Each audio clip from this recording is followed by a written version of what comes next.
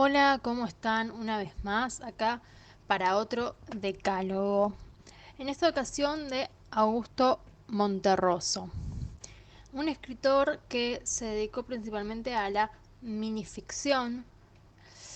Uno de sus trabajos más conocidos es El dinosaurio sigue aquí. Tiene también otros libros publicados. Un escritor que nació en Honduras y vivió bastante en México, que falleció en el 2003. Bien, veamos qué nos dice. Punto 1. Cuando tengas algo que decir, dilo. Cuando no, también. Escribe siempre. Bueno, esto es algo que también es un punto en el que coinciden varios escritores. Eh, ¿No? La idea de que la práctica hace al maestro. Y tiene bastante razón, ¿no? Obviamente cuando tenemos algo que queremos contar, tenemos esa motivación y para escribir, es fácil ponernos a hacerlo. Ahora cuando no sentimos o no tenemos una historia pensada o algo eh, que nos interese contar, bueno, es más difícil sentarse a escribir, ¿no? Pero es interesante que justamente en esos momentos, en esas situaciones, eh, pueden surgir cosas inesperadas y que tengan mucho potencial, que sean muy ricas, ¿no? Porque sentarse a escribir sin tener nada en mente, sin tener una historia que contar, nos obliga un poco a bucear en nosotros mismos, a jugar con las palabras, ¿no? Con, digamos, forzarnos eh, a construir por escrito. Y es una excelente práctica. ¿Sí? Quizás no todo lo que vayamos a escribir de esa manera vaya después a tener un destino de ser leído por otros, pero como ejercicio es muy bueno y también puede surgir cosas interesantes que realmente sí terminen después convirtiéndose en una obra eh, concluida. Punto número 2. No escribas nunca para tus contemporáneos, ni mucho menos, como hacen tantos, para tus antepasados. Hazlo para la posteridad, en la cual sin duda serás famoso, pues es bien sabido que la posteridad siempre hace justicia. Bueno, ya hemos hablado de esto en un decálogo anterior, ¿no? La idea de que está muy bueno, es importante leer y conocer los escritores y las obras que nos precedieron y las que se están escribiendo en la actualidad, las que no son contemporáneas, pero no por eso limitarnos a esas formas, a esos enfoques, ¿no? Sino, bueno, poder experimentar libremente y porque algo no eh, sea aceptado o no haya tenido lugar en el pasado o en el presente, no por eso descartarlo porque puede encontrar su lugar en el futuro. ¿Sí? Punto número 3. En ninguna circunstancia olvides el célebre dictum. En literatura no hay nada escrito. Bien, esto se relaciona con lo que acabo de decir en el punto anterior, ¿no? La cuestión de que no hay normas, no hay limitaciones, ¿no? O sea, sí, claramente hay algunas cuestiones que podríamos decir objetivas que hacen a la calidad, ¿no? Como las cuestiones gramaticales, ortográficas o de sentido, ¿no? Que haya concordancia en lo que estamos escribiendo, etcétera. Pero podemos jugar libremente.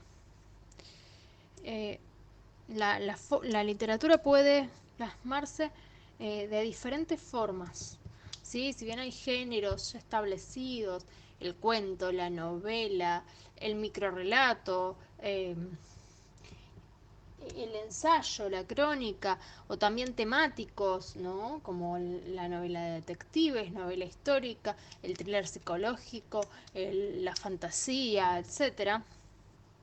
De igual manera, sigue habiendo mucha libertad, ¿sí? Para la construcción de una obra literaria.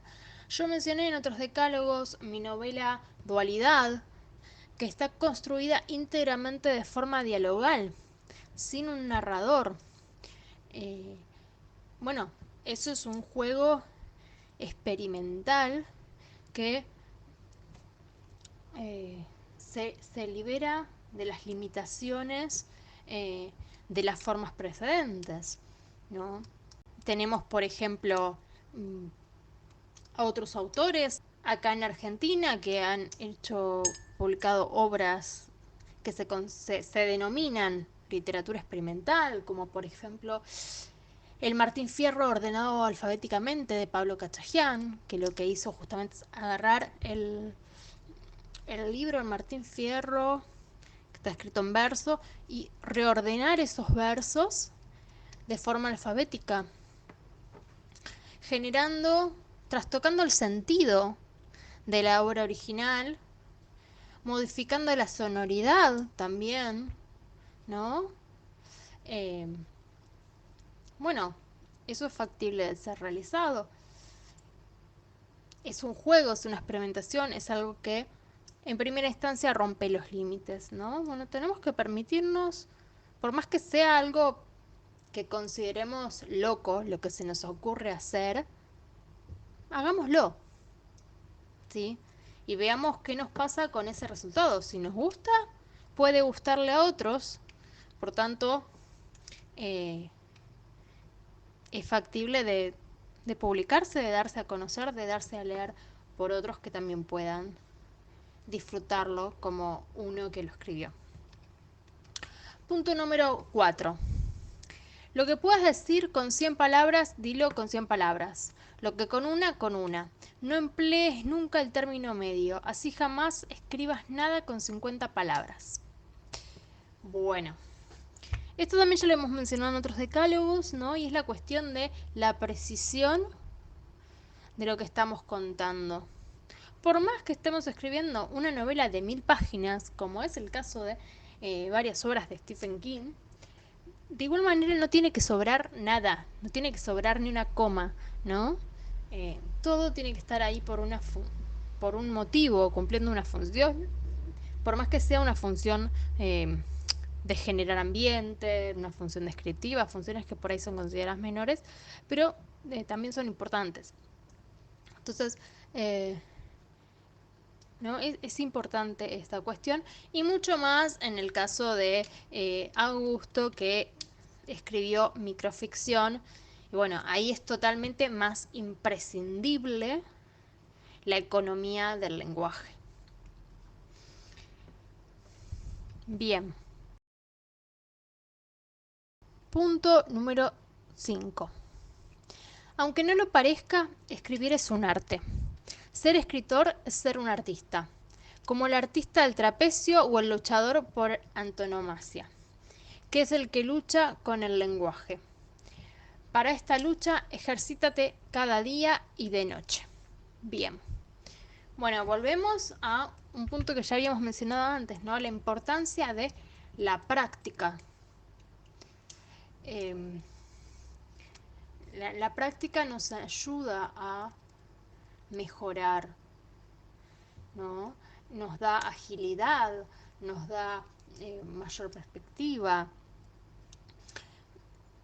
Eh, bueno, hay que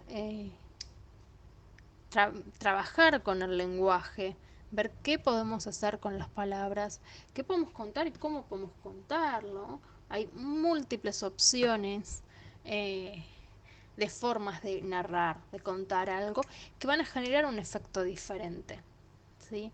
Entonces, en la experimentación, en la práctica, podemos probar esas diferentes maneras y encontrar cuál es la más adecuada para nosotros y para esa historia que estemos escribiendo en ese momento. Punto número 6. Aprovecha todas las desventajas, como el insomnio, la prisión o la pobreza.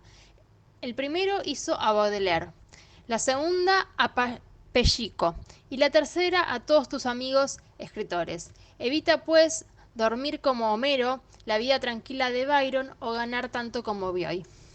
Bien, muy interesante porque acá nos está presentando 6 situaciones.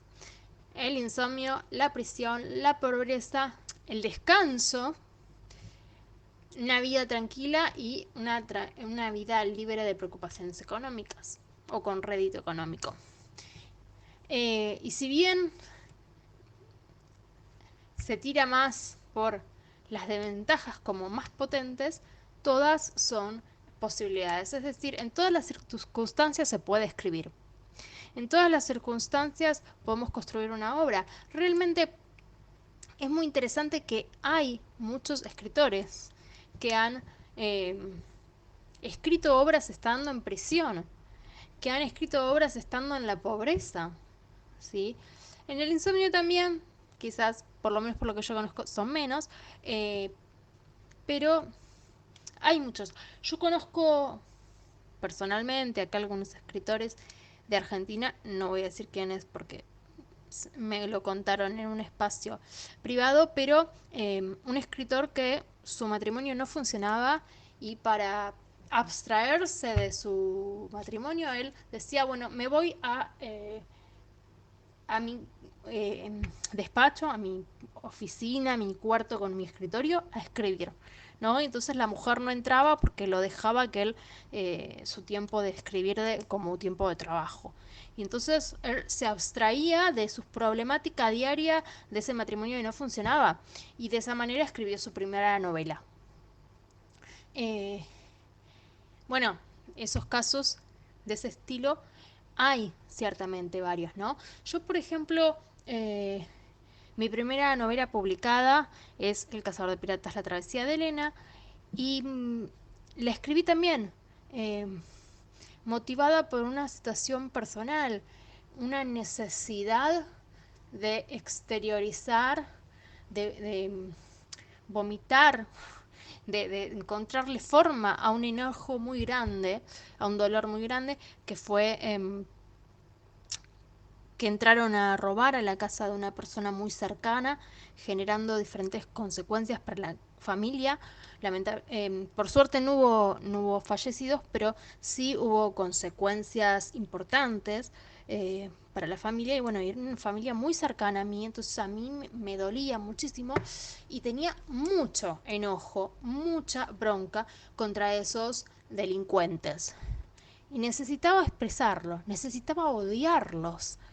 Y entonces ahí surgieron eh, los piratas como esos personajes despiadados que hacen daño a personas buenas, personas inocentes, trabajadoras, eh, y mi posibilidad de exteriorizar ese enojo, esa bronca, ¿no? Y en alguna forma de castigarlos, porque eh, esa novela, El cazador de piratas, la travesía de Elena, eh, eh, cuenta la historia de un grupo de marineros eh, que se encargan de perseguir a los piratas y matarlos, ¿no? Entonces, la escritura para mí fue producto de esa situación de que podría considerarse de desventaja, ¿no? Porque uno siente tanta bronca, tanto dolor que está desvalido, ¿sí? Porque en la vida real no se puede hacer nada, porque esos delincuentes se escaparon, no fueron apresados. Entonces, esa desventaja de ese dolor, de esa sensación de impotencia, pude aprovecharla y transformarla en una obra literaria que por suerte llegó a publicarse. Bien, séptimo punto de Augusto Monterroso. Dice, no persigas el éxito. El éxito acabó con Cervantes, tan buen novelista hasta el Quijote. Aunque el éxito es siempre inevitable, procúrate un buen fracaso de vez en cuando para que tus amigos se entristezcan. Bueno, habría que ver en qué estaba pensando exactamente cuando planteó este punto, ¿no? Eh, la idea primera, la primera oración que dice no persigas el éxito, estoy totalmente de acuerdo, ¿no? Porque el arte, la literatura es parte del arte, eh, tiene que hacerse con fines de deseo del artista, en este caso del escritor, ¿no? No hacerse por una cuestión comercial o persiguiendo quizás el reconocimiento, sino que, digamos, si bien uno puede tener esos deseos, porque somos seres humanos y a quien no le gustaría tener un montón de lectores, tener un montón de reseñas positivas de sus libros, ganar dinero con la venta de ellos, etcétera. Y eso es válido, ¿no? Pero en el momento de crear la obra, yo creo que hay que lo comercial, ¿no? El prestigio tiene que quedar afuera.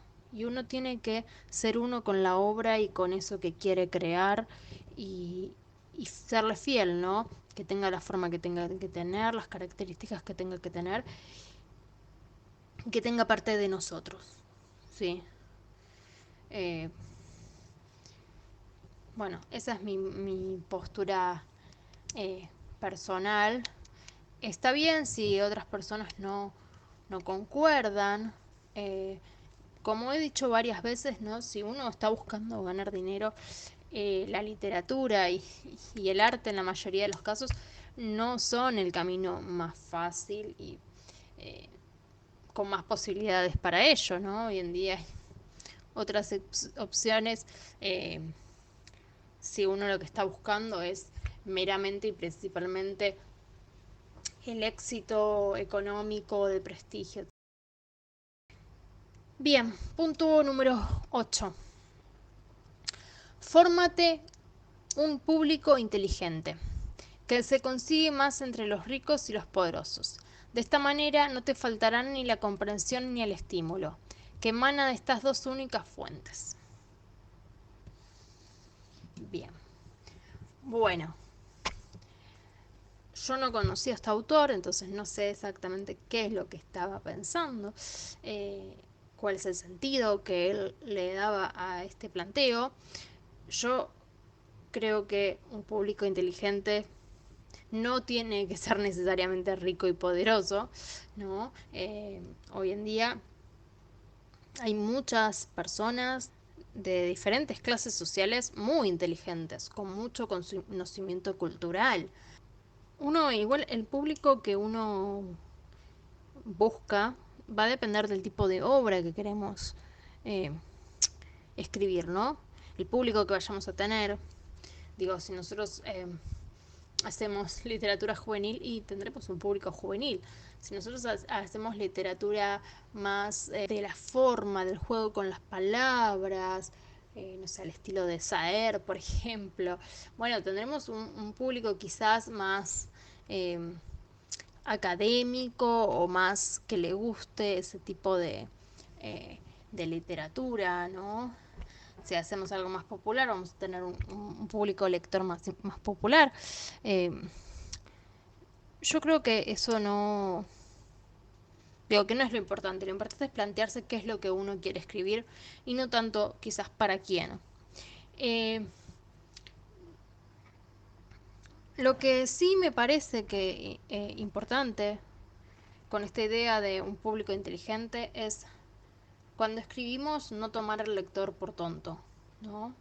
Digo, en la literatura una de sus cosas interesantes de que atrapa y estimula es que eh, no se le da todo al lector sumamente simplificado y dicho directamente y masticado como, digamos, como si fuera un bebé, una persona incapaz de comprender, ¿no? Sino que eh, se le presentan los hechos, se le da la información, pero hay cosas que se dejan para que termine de completarlas el lector mismo, ¿no? Y eso hace a un texto interesante, un texto que pueda atraer al lector. Si uno explica además, explica porque cree que el lector es tonto, que no lo va a entender, y eso suele resultar desagradable y son libros, historias que no funcionan, ¿no?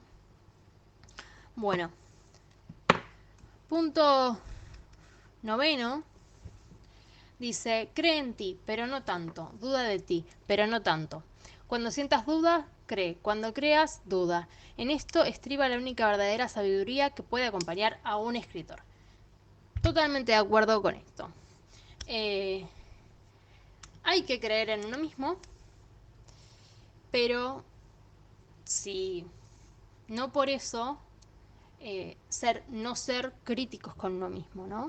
Nosotros nos sentamos a escribir y nos sale de una toda la historia, bueno, desconfiemos, ¿no? Porque quizás no está tan bien como creemos que está, ¿no? Evaluemos nuestra propia producción y veamos a ver qué es lo que pasa ahí en el papel, qué es lo que está escrito y si realmente eh, funciona tan bien por sentir que fue fluido su escritura, ¿sí? Lo más normal es que nos encontremos con que no, nos resultó simple escribirlo y está bien, pero tiene cosas a pulir, ¿sí? Normalmente, bueno, yo ya he dicho, ¿no? Todos los escritores eh, han dicho, cuando se les ha preguntado, que escriben varias versiones, escriben, reescriben, corrigen, ¿no? Siempre, nunca es, bueno, lo primero que sale, eso ya queda, ¿sí? Y la otra parte que menciona acá Monterroso es cuando sientas dudas, cree, ¿no? Si nosotros tenemos inseguridad con lo que escribimos, bueno, démosle una oportunidad, ¿sí? Quizás eh, eso tenga mucho potencial. Quizás la duda viene por una cuestión interna y no porque el texto tenga falencias. En ese caso es muy útil dárselo a leer a un tercero, ¿sí? Bueno, punto décimo, en este caso no es el último porque tiene 12 puntos este decálogo, así que vamos a ver, serían los últimos tres. Punto 10. Trata de decir las cosas de manera que el lector sienta siempre que en el fondo es tanto o más inteligente que tú. De vez en cuando procura que efectivamente lo sea, pero para lograr esto tendrás que ser más inteligente que él.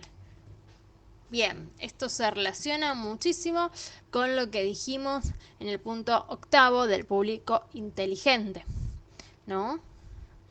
El lector tiene que formar parte de la construcción de esa historia, tiene que sentir un desafío a, digamos, terminar de construir, a comprender los hechos, ¿sí?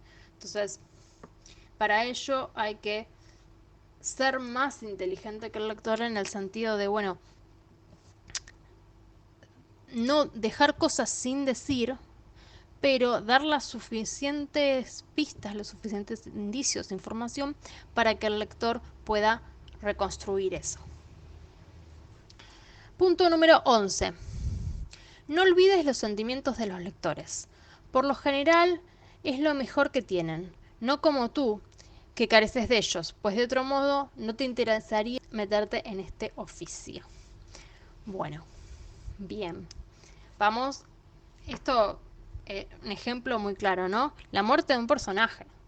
Los lectores odian la muerte de los personajes que se encariñan. Y en cambio, a los escritores, o por lo menos a mí, en mi caso, me fascina matar a un personaje que es súper querido en la historia, ¿no? Que uno lo quiere porque le da otra dimensión a su arco, ¿no? A su historia, otro sentido, realza a ese personaje una muerte en una situación, digamos, de valentía o de proeza, ¿no? Bien. Por tanto, eh, en este sentido es que dice que los lectores somos más fríos o carecemos de los sentimientos de los lectores, ¿no? Eh, hay que tener en cuenta los sentimientos de los lectores, no dejarnos gobernar por ellos. O sea, si el personaje tiene que morir para que la trama termine de tener sentido y ese arco de ese personaje eh, eh, pueda concluirse de manera satisfactoria, el personaje tiene que morir. Por más que al lector le vaya a doler, ¿no? Que de igual manera a mí como lectora, no sé los demás, pero a mí me encanta como lectora que muera un personaje que yo requería porque es como, digamos, la literatura al ser ficción podemos disfrutar de esa sensación de dolor, ¿no? Algo que no pasa con lo real. Pero bueno, tenemos cuando escribimos, yo diría que más que nada hay que pensarlo en la etapa de corrección, ¿no? En la primera versión no hay que pensar en absoluto en los lectores, pero en la etapa de corrección sí.